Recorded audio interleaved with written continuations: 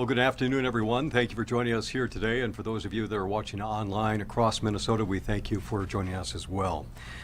We're going to talk about the quick actions of two Minnesota State Patrol troopers who were at the right place at the right time last night to save a Centerville woman's life on 35 and County Road 8 in Wyoming, Minnesota. It just happened around 10 p.m. last night, so you'll hear the story from the two troopers who were at the scene. The 22-year-old woman, Allyson Andert, and it's in your advisory for spelling, it's Allyssonandert, provided a statement to us that she wanted to share with you, and we'll hand those out to the folks here. If you're watching online, please contact Scott Wasserman from the Department of Public Safety, and we'll make sure we have that statement available for you as well.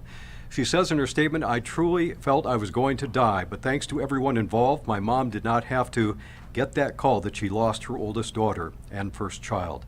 I would eventually like to meet the troopers and thank them in person. We hope to make that a reality within the next week or so." Right now, let's turn it over to Colonel Matt Langer of the Minnesota State Patrol. Following the Colonel's remarks, we'll hear from Trooper Corey Johnson and Trooper Brian Schwartz. Colonel? Thanks, Bruce, and thanks for coming today. These are great stories for us to be able to tell when we are able to talk about saving someone's life. The State Patrol takes incredibly seriously our mission of traffic safety. We also take incredibly serious the hiring of our people.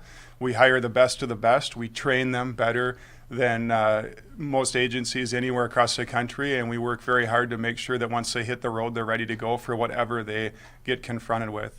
And last night at 10 o'clock, these two troopers, Trooper Schwartz and Trooper Johnson, were confronted with a vehicle that left the roadway overturned and ended up in some water. And the driver's worst nightmare came true. That water was rushing into the cab as she was hanging upside down, thankfully seatbelted, which gave her a chance to survive. Citizens stopped, they called 911, and these two troopers showed up very quickly and leapt into action and were able to free the driver with the help of the citizens. They did CPR, they got her breathing again, got her to the hospital where she is made a full recovery and has been released. So as I stand here today as the chief of over 600 troopers that go out every day and work hard toward our mission and make Minnesota a safer place to live and a safer place to work, I'm extremely proud of what these two troopers did. I'm humbled by their actions, and I think you'll be humbled as well, because this is no trooper's dream to stand up here and talk about what they did, because I think what you'll hear them say is they just did their job. But this is not just any job. This is a job that has significant meaning. In this case, a job that has enough meaning to say that they saved a life. So without further ado, I'd like you to hear this story direct from the two troopers involved, Trooper Schwartz and Trooper Johnson.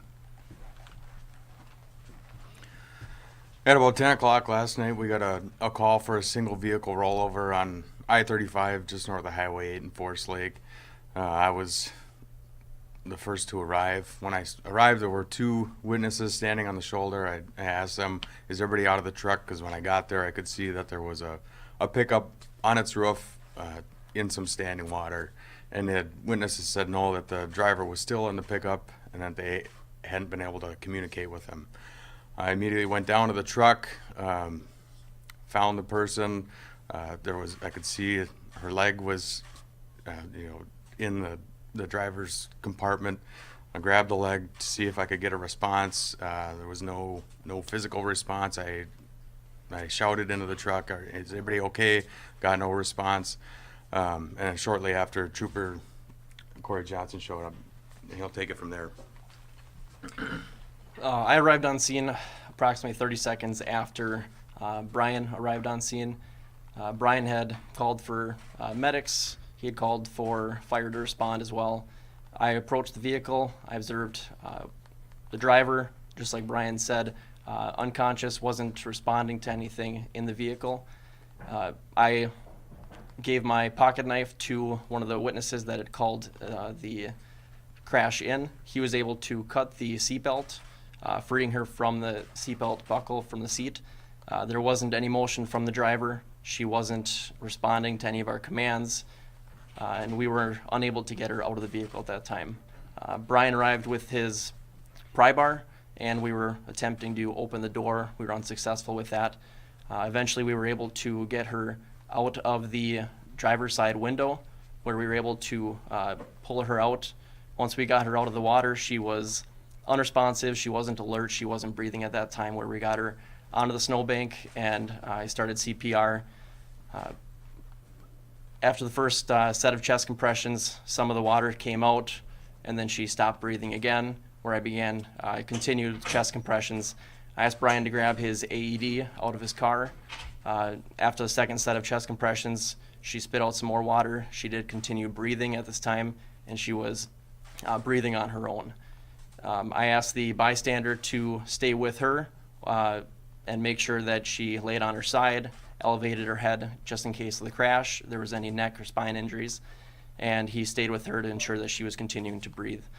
And then everyone else continued with the vehicle to ensure that there were no other passengers in the vehicle. We'll open it up for any questions for the troopers. Walk us through that moment, when you realized she wasn't breathing and you needed to do CPR. I mean, what was it like knowing that her life was possibly in your hands at that moment? At that time, you have to resort back to your training. CPR it works. It's there for a reason. You just have to utilize it properly. Knowing that the CPR was going to work, it was, especially when she's been underwater for that long, you just have to resort back to your training.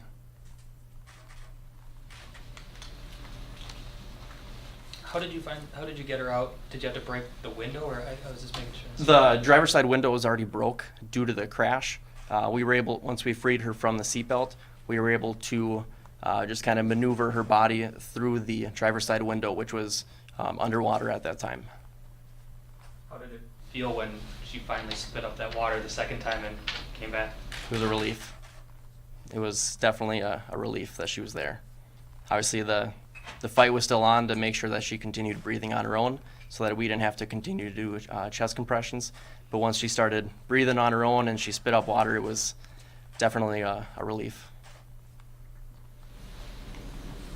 So did you need to use the AED at all? We did not. Could she have been knocked out during the crash? Is that a possibility that's why she couldn't respond? It's tough for us to say. We don't know. Have you ever seen anyone come back like that before? At least for me, not that quickly. It was amazing that after one set of chest compressions, you already started to see the life come back. Do you have any idea of how long she may have been not breathing or unconscious? Well, what we know is, when we got the call, and between then and when we got her out of the car, I don't know exactly, but it was probably around 10 minutes between the time of the call and when we got her out. We don't know exactly how long she was unconscious. If you read her statement, I realize you probably didn't have it in front of you, but it walks you through from her perspective how this unfolded, and she was very aware of what was going to happen and very fearful of what was going to happen before she lost consciousness. But I'll reiterate again what Troopers Schwartz and Johnson did was implemented their training. They're very humble when they say they resorted to their training, but we work very hard to provide adequate training for our troopers, and that includes first aid training every single year. And their thoughts to get her out and to get her breathing and to get the AED just in case are exactly consistent with how we train our troopers to handle these situations and results in someone's life being saved. Any other questions?